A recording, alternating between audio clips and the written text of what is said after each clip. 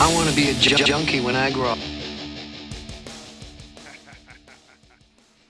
For 1 or 2 years, I almost exclusively studied computer science.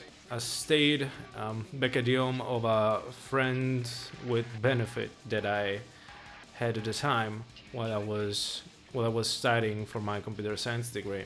And when I was at their house, I had the chance to record some tracks. She was a singer. She sang Blondie. I recorded some tracks under a project name that was called Cruelty and INtelligence, but I didn't record much. I was basically ripping off a song by Ministry. I was trying to do some kind of more heavy-handed industrial thing. I wanted to learn more about the genre.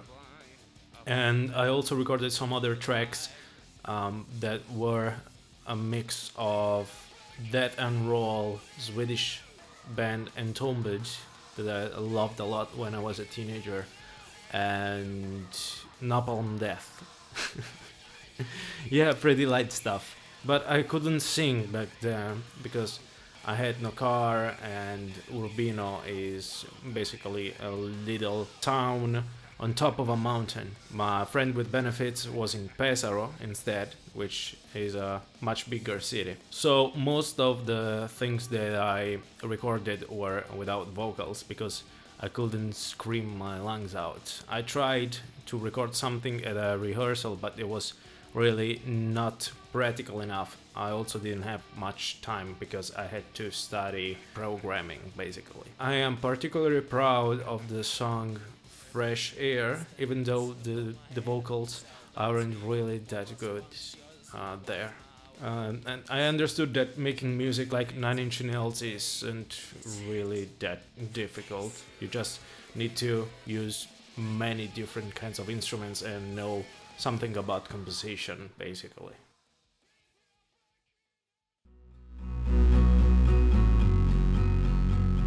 Then I got back home finally and produced a 4-track demo called Red Rooms, which I was kinda horny at the time.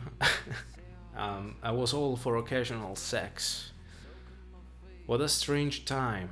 I thought I would have sent my demo to some indie labels, as at the time they were for all that intellectual, depressing, self-deprecating, emasculated, politically correct, ironic garbage.